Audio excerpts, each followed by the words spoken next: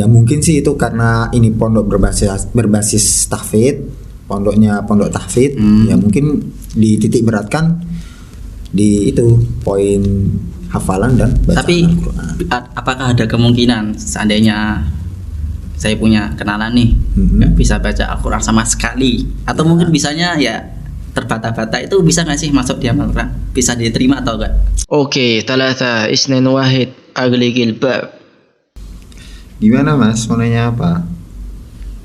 Udah pas. Dah. Oke guys. Assalamualaikum. Pada malu. Saya ulang. Astagfirullahaladzim. Aduh, dingin Le. Yo, assalamualaikum warahmatullahi wabarakatuh. Waalaikumsalam. Agak nyerong lah. Aku bisa ambil ini ya, Ya. buat Udah dimulai belum? udah Oke, sip. buat foto profil nanti. Ya. Jangan manggil Ustaz. Oh ya, gimana manggilnya? Saya Om, Kak, Bang, apa guys? Terserah seenaknya, asal jangan panggil Ustaz. Iya.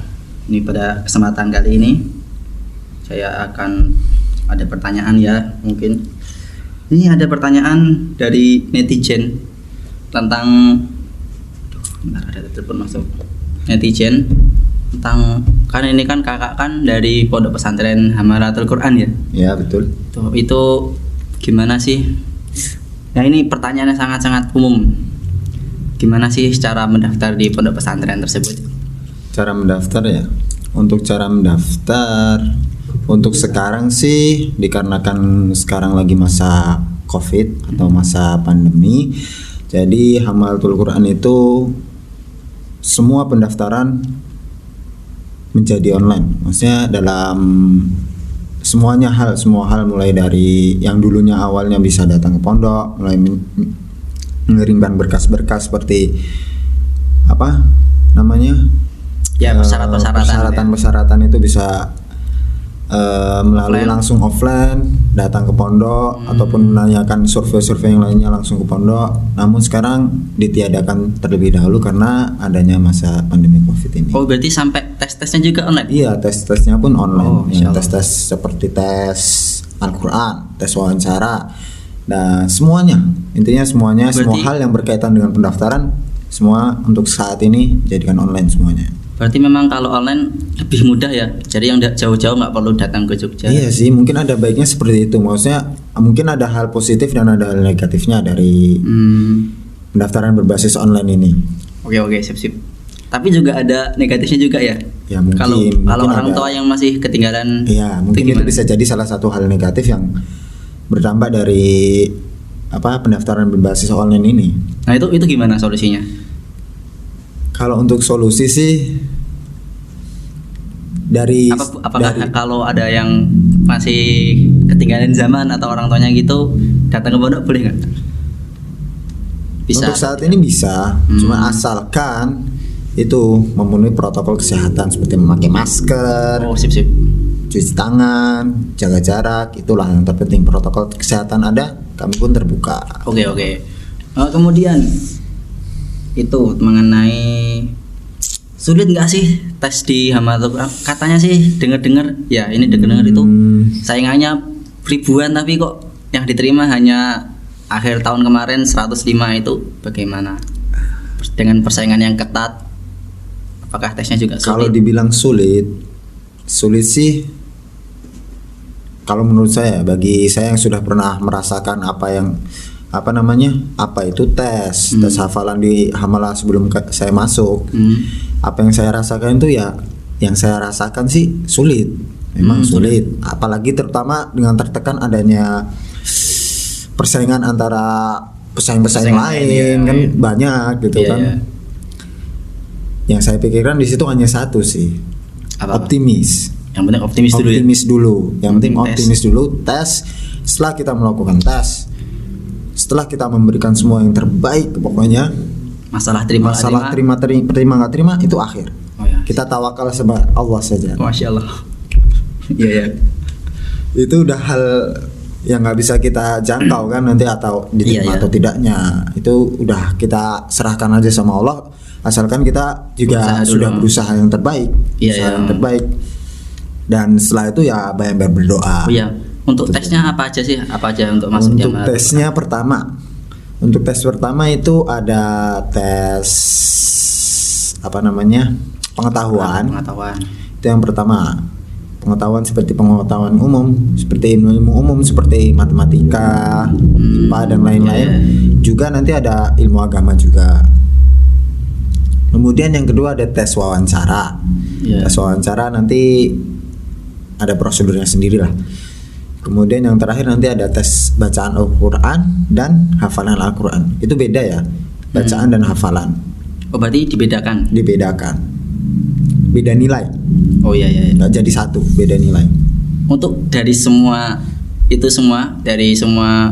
kayak tes apa tadi Al-Quran, bacaan, kemudian agama umum, itu yang paling menentukan kita diterima apa?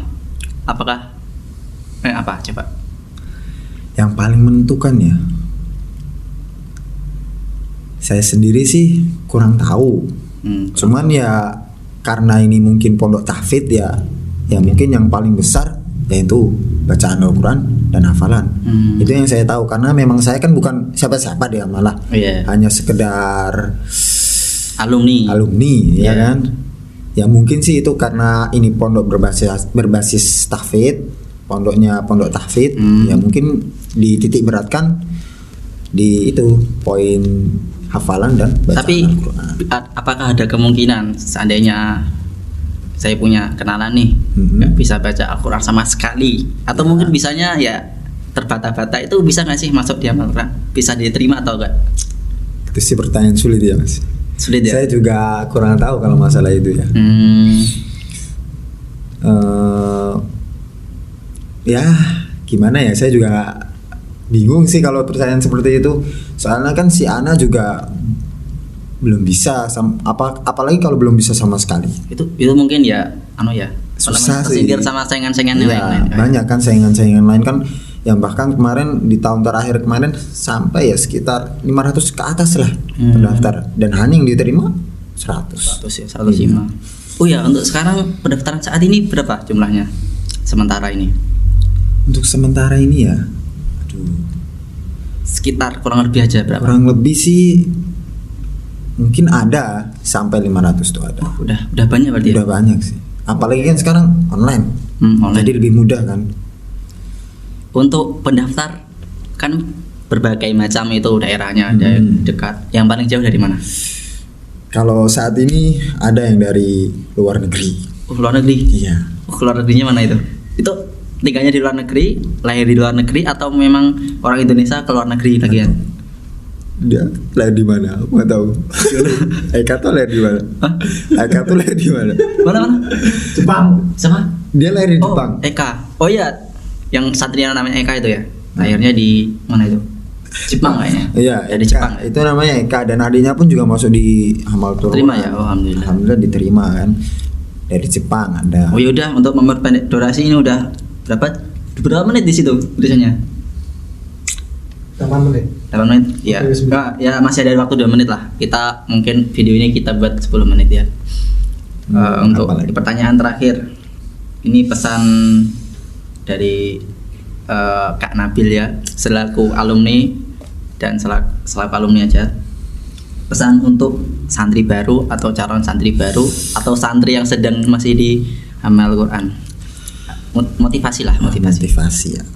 Pertama, saya khususkan untuk santri yang ada di Hamalah terutama. Ya. Ya. Pokoknya intinya jangan sia-siakan kesempatan antum semua.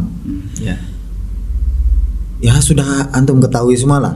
Maksudnya udah santri-santri ketahui pondok kita ini besar. Maksudnya ya belum besar sih, belum besar. Nah, masih dalam berkembang ke tahap yang Ya. lebih besar lagi.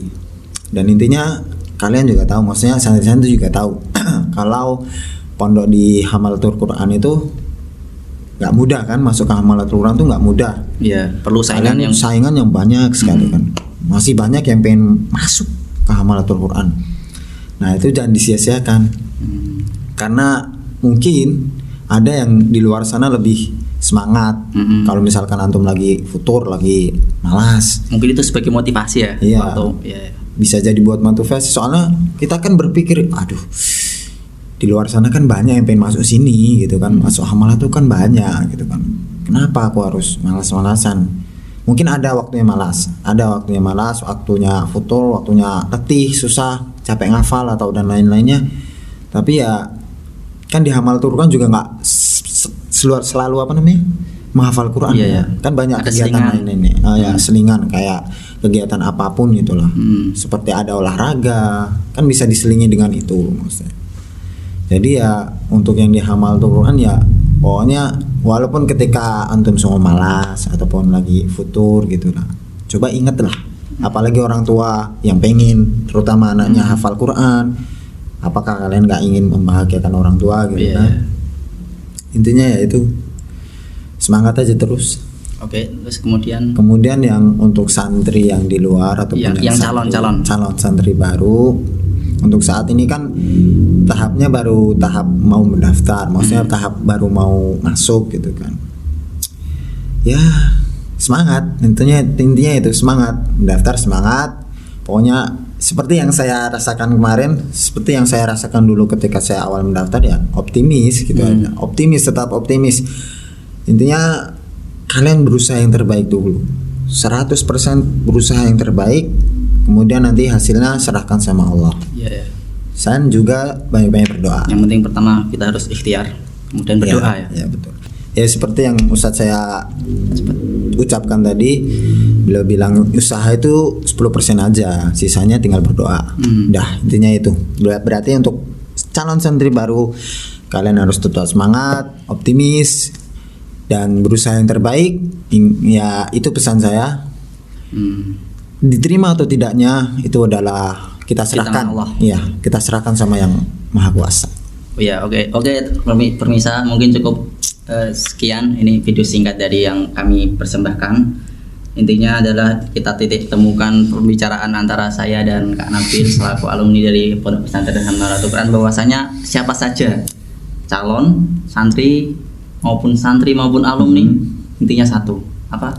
Semangat, pokoknya semangat. Dimanapun antum semua berada, semangat. Iya, semangat. Antum mau belajar di dalam negeri, di luar negeri, mau di Hamalah maupun nggak diterima, yang penting tetap semangat. Karena menuntut ilmu itu wajib bagi setiap muslim. Iya, wajib. Gitu terus. Cukup sekian dari kami. Iya, ditutup aja langsung. Assalamualaikum warahmatullahi wabarakatuh. Ya, sip. It's like